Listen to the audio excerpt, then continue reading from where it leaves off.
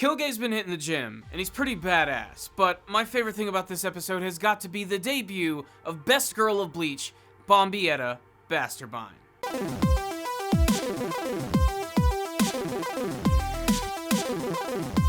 Powerful Nerdcast assemble! Stay dandy, baby. A brand new episode of Bleach is here, and another brand new opportunity for me to mispronounce a lot of things.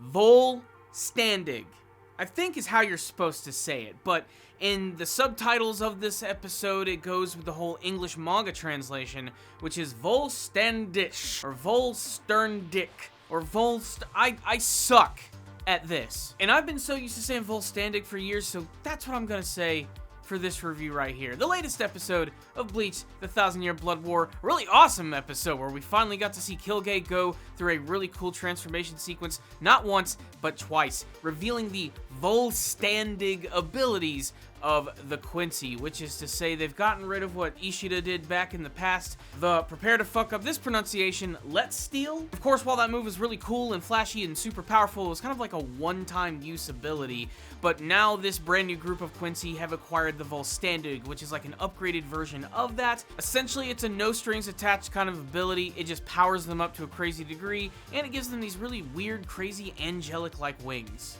Honestly, I like the look of it. It's a nice juxtaposition to the Shinigami Soul Reaper designs. We also got to see a lot of Ichigo in action in this episode, which was really great. It's just something I want to see more of. I always like to see the main character doing cool shit, and here everything looks especially awesome. I know I've harped about this in my past reviews, but I just love the atmospheric look of this arc so far. The use of color in Hueco Mundo right now is just making this so much more interesting than when I imagined it when I was reading it in the manga form. Surprisingly, we also get the return of the Trace Bestia, which return and use their signature ability to get rid of their arms to summon Ion, a giant Arankar-like beast, and he looks especially scary in this episode. Again, I'm going to owe a lot of that more to that amazing atmosphere that they're using with the use of color here, but he pretty much just goes rampage mode against Quilge, which does not end up working because that's when we get to learn that he has another special ability, which allows him to essentially absorb all of the soul energy, the reishi in the area, and that includes stuff like Inoue's shield or even just your very own body. And then he suddenly takes all of these random body parts from Ion and fuses them with himself and transforms into a fucking Frankenstein freak. Quilge's monstrous design honestly can't be praised enough. It looks really great. I especially love the ridiculously oversized teeth. But as of this episode, we don't have a conclusion to this battle quite yet. But during all of this chaos, we have a few other big things which are going on. First, let's talk about everything going on with Ishida and his father. Basically, he needs to learn the true secrets of where all these fucking Quincy came from, because they're supposed to be the last ones. It's very clear that in the past there was a very different group of Quincy who broke off, especially in their big confrontation that they had with the Soul Reapers. This is all convoluted and they haven't explained everything quite yet. But basically, Ishida comes from a very different type of Quincy family, which follow a very strict code of rules. Something that Ishida's father Ryuken and his grandfather Soken took pretty damned seriously. So they hid all of this information away in all of these journals and secret books, which are hidden all over the place. Ishida gets to play detective and find them and learn a little bit more about the mysteries of the Quincy, which are still mostly up in the air. We go back to Soul Society for a few other developments, like the introduction of this one brand new character who is so uninteresting I don't even care, moving on.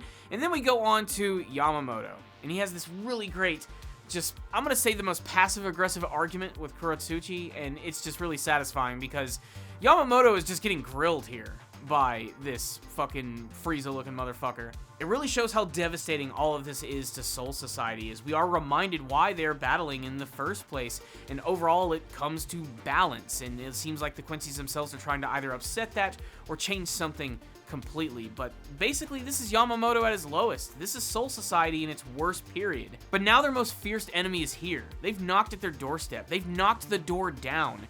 And now they're gonna start some shit. They decide to start the invasion early, which is definitely one of the best parts of the episode. Getting to see Soul Society erupt with all of these giant pillars of blue flame, everybody freaking the fuck out. Not to mention getting a great introduction to these Quincy invaders, many of which who are going to look very familiar to manga fans. For new fans, just wait. They're all just absolutely insane. There's a lot of them to get attached to. Me, it's all about Bombietta, baby. And because this is Bleach, we have to see people get killed in the most, like, violent way possible. We get a lot of that when we get to see the Quincy just suddenly attacking all of these random Shinigami, just getting their heads completely blown off. And then we get a major character moment where Izuru Kira actually returns and ends up getting basically, like, an entire chunk of his torso just completely removed with one attack. And I don't know how you're supposed to survive that, but, you know, I mean, injuries in Bleach only mean so much. So let's wrap this one up. This was a really solid episode of Bleach, really just upping the ante. We already had a big battle going with Quilge, and that's looking really awesome just from his overall transformation, but immediately going to the big invasion of Soul Society and the really great build up to actually seeing that is great.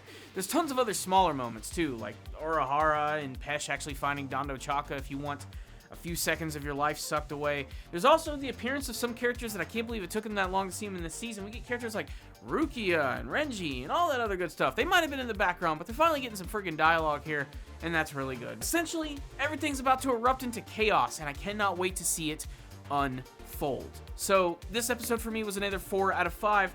Maybe you thought different, maybe you liked it more, maybe you hated it. Let's talk about it. Comment section below. Tell me everything you loved or did not like about this episode and what your hopes and dreams are for the future of the 1,000-year Blood War. Is it living up to the hype yet? Is it not doing it for you? Do you think Bleach can really make its grand return, or is it too early to tell? Let's talk all about that. Comments, guys. Thank you for watching this review. I'll see you all next time. And as always, stay dandy, baby.